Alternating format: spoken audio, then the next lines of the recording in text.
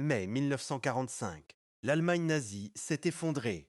Berlin n'était plus que ruine. Adolf Hitler était mort et les dirigeants du Troisième Reich étaient soit capturés, soit cachés, soit en fuite à travers une Europe dévastée. Parmi eux figurait Heinrich Himmler, chef de la SS et l'un des principaux architectes de l'Holocauste. Responsable de la supervision du système concentrationnaire et du meurtre de millions de personnes, Himmler était devenu l'un des hommes les plus redoutés de l'histoire moderne. Le 23 mai 1945, après avoir été capturé par les forces britanniques, il échappa à son procès en avalant une capsule de cyanure dissimulée. Sa mort est entrée dans l'histoire. Mais qu'est-il arrivé à la femme qui avait porté le même nom que lui pendant près de 20 ans?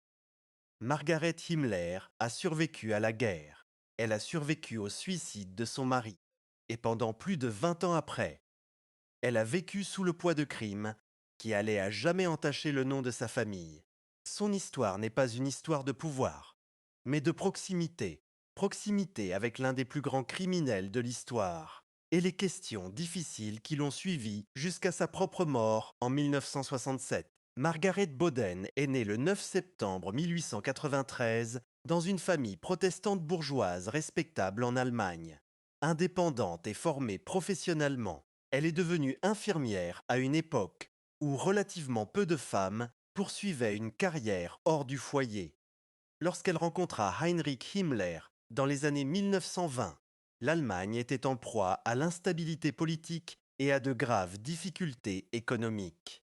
Himmler, de 8 ans son cadet, était alors un jeune agriculteur ambitieux, fervent nationaliste et de plus en plus engagé dans la politique radicale. Le couple s'est marié en juillet 1928. À l'époque, rien ne laissait présager qu'Heinrich deviendrait un jour l'une des figures les plus influentes de l'Allemagne nazie. Ensemble, ils tentèrent de mener une vie modeste dans une ferme avicole près de Munich. Des difficultés financières minèrent l'entreprise et la ferme ne connut jamais de véritable succès. Durant ces années, Margaret connaissait Heinrich principalement comme un mari, un agriculteur et un militant politique ambitieux. Les crimes inimaginables qui allaient plus tard définir sa réputation étaient encore à venir. Tout a changé après l'arrivée au pouvoir du parti nazi en 1933. L'ascension fulgurante d'Heinrich Himmler, qui le mena finalement au grade de Reichsführer SS, bouleversa sa vie familiale. Ses responsabilités s'accrurent sans cesse. Il voyagea énormément, passa de longues périodes loin de chez lui et vécut de plus en plus au sein du pouvoir nazi, plutôt qu'auprès de sa famille. Margaret restait en grande partie responsable de l'éducation de leur fille, Gudrun, et de l'entretien du foyer. Un public, elle jouait le rôle attendu d'une épouse de haut dignitaire nazi. Elle assistait aux réceptions officielles, participait à des œuvres caritatives et incarnait l'image de stabilité et de valeurs familiales traditionnelles prônées par le régime. Un privé, cependant, le mariage se détériorait. Heinrich entama une longue relation avec sa secrétaire, Hedwig Potast, avec laquelle il eut 2 enfants. Bien que Margaret restât son épouse légale, une distance émotionnelle de plus en plus marquée caractérisait leur relation. À la fin des années 1930, elle occupait une position inconfortable. Publiquement liée à l'un des hommes les plus puissants d'Allemagne, mais de plus en plus isolée de sa vie privée. Aucun aspect de la vie de Margaret Himmler n'a suscité autant de débats historiques qu'une seule question. Que savait-elle? Rien ne prouve que Margaret ait participé directement à la planification ou à l'exécution de l'Holocauste. Les historiens n'ont trouvé aucun document la reliant aux décisions opérationnelles relatives au génocide. La question demeure pourtant inévitable. Margaret vivait au cœur de l'élite dirigeante de l'Allemagne nazie. Son mari commandait la SS, contrôlait le système concentrationnaire et supervisait les politiques responsables de millions de morts. Elle fréquentait les cercles sociaux nazis les plus influents et bénéficiait des privilèges liés à la position de son mari. Il est difficile d'imaginer qu'elle ait pu ignorer totalement la brutalité du régime. Certains éléments historiques laissent penser qu'elle s'est rendue dans les territoires occupés pendant la guerre. La correspondance qui nous est parvenue témoigne également de sa connaissance des conditions de vie en temps de guerre. Mais aucune preuve définitive n'existe quant à ce qu'elle savait exactement du programme d'extermination. Les historiens sont donc en désaccord. Certains affirment que de nombreuses épouses de hauts dignitaires nazis évitaient délibérément de poser des questions auxquelles elles ne souhaitaient pas répondre. D'autres estiment qu'une ignorance totale était impossible compte tenu de leur milieu social. D'autres encore mettent en garde contre les hypothèses non étayées par des preuves documentaires. La vérité ne sera peut-être jamais connue. Ce qui est certain, c'est que Margaret a passé des années à vivre aux côtés de l'un des plus grands criminels de l'histoire, et que cette proximité allait marquer le reste de sa vie. Les derniers mois de la guerre ont détruit le monde que Margaret avait connu. À mesure que les armées alliées progressaient en Allemagne, l'État nazi se désintégrait. Les hauts responsables s'enfuyaient, les communications s'effondraient et le régime, autrefois puissant, sombra dans le chaos. Heinrich Himmler tenta sans succès de négocier avec les alliés occidentaux tout en essayant d'échapper à la capture. Le 23 mai 1945, les autorités britanniques annoncèrent que Himmler s'était suicidé peu après son arrestation en avalant du cyanure. Margaret apprit bientôt que son mari était mort. Quelques jours plus tard, elle fut arrêtée par les autorités alliées. Comme de nombreux proches de hauts dignitaires nazis, elle subit un interrogatoire tandis que les enquêteurs s'efforçaient de déterminer les responsabilités individuelles et une éventuelle implication dans les crimes nazis. La transformation a été extraordinaire. Quelques semaines auparavant, elle était l'épouse de l'un des hommes les plus puissants d'Allemagne. Elle était désormais prisonnière, veuve et la seule survivante d'un homme de plus en plus reconnu comme l'un des plus grands meurtriers de masse de l'histoire. Suite à la capitulation de l'Allemagne, les Alliés ont lancé le processus connu sous le nom de dénazification. Son objectif était d'identifier les partisans du régime nazi et de classer leur degré de responsabilité. Margaret Himmler a intégré ce système dans des circonstances exceptionnelles. Elle n'était pas simplement une ancienne membre du parti.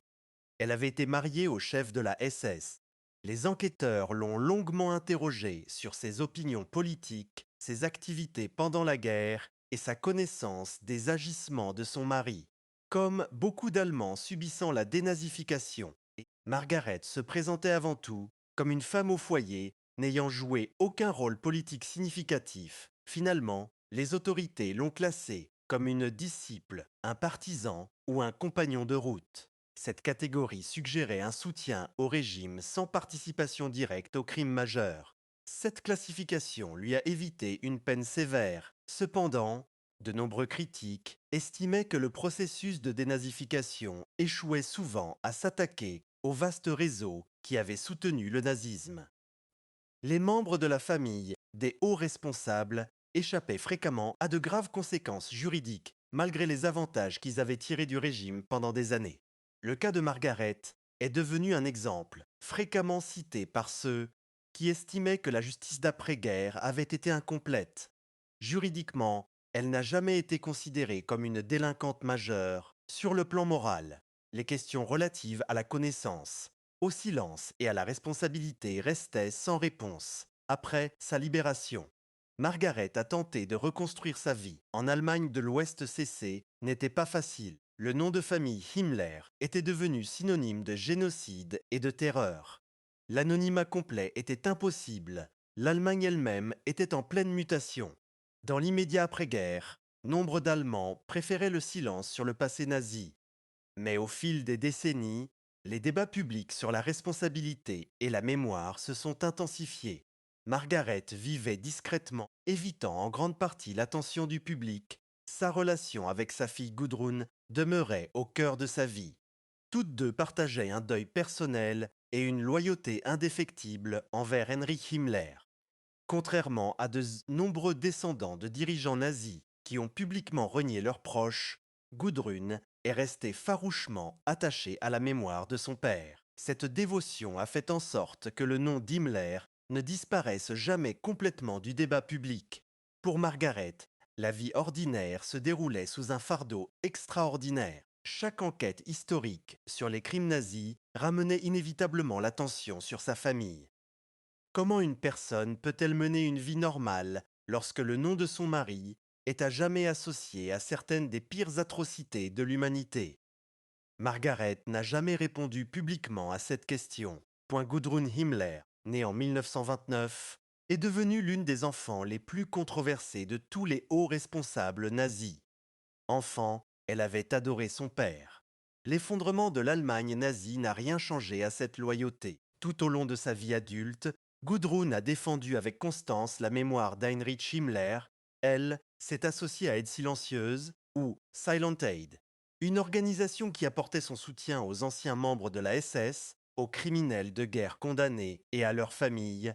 Gudrun a rendu visite à d'anciens nazis emprisonnés, a maintenu des contacts au sein des milieux d'extrême droite et a rejeté les représentations de son père comme l'un des plus grands criminels de l'histoire. Ces actions ont permis que l'héritage d'Himmler reste vivant longtemps après la fin de la guerre pour Margaret. Les choix de sa fille signifiaient que le nom de famille resterait à jamais lié au débat en cours sur la mémoire nazie et la responsabilité historique. Margaret Himmler est décédée le 25 août 1967 en Allemagne de l'Ouest, à l'âge de 73 ans. Sa mort est survenue discrètement et n'a guère attiré l'attention du public. Contrairement au suicide spectaculaire d'Heinrich Himmler en détention britannique, les dernières années de Margaret restent largement méconnues. Les sources historiques concernant sa vie ultérieure sont peu nombreuses. C'est ce que l'on sait, c'est qu'elle a passé plus de 20 ans à vivre dans l'ombre des crimes de son mari. Elle avait vécu sous l'Allemagne impériale, la République de Weimar, le Troisième Reich et la reconstruction d'après-guerre. Elle avait également vu le nom de sa famille devenir l'un des plus tristement célèbres de l'histoire. Margaret Himmler est morte sans jamais avoir abordé publiquement et en détail ce qu'elle savait, ce qu'elle croyait ou comment elle comprenait le rôle de son mari dans l'Holocauste. Questions sont mortes avec elle. Comparée à son mari, Margaret Himmler n'occupe qu'une petite place dans les archives historiques. Pourtant, son histoire soulève d'importantes questions. Comment l'histoire doit-elle juger les individus qui n'ont ni commis directement d'atrocités, ni n'en sont restés totalement étrangers? Quelle responsabilité accompagne la proximité d'un pouvoir immense? La vie de Margaret Himmler révèle les limites de la justice d'après-guerre et la complexité de la responsabilité historique. L'histoire a minutieusement documenté les crimes d'Heinrich Himmler. Elle posait beaucoup moins de questions sur les gens qui vivaient à côté de lui. Et peut-être que ce silence fait lui-même partie de l'histoire.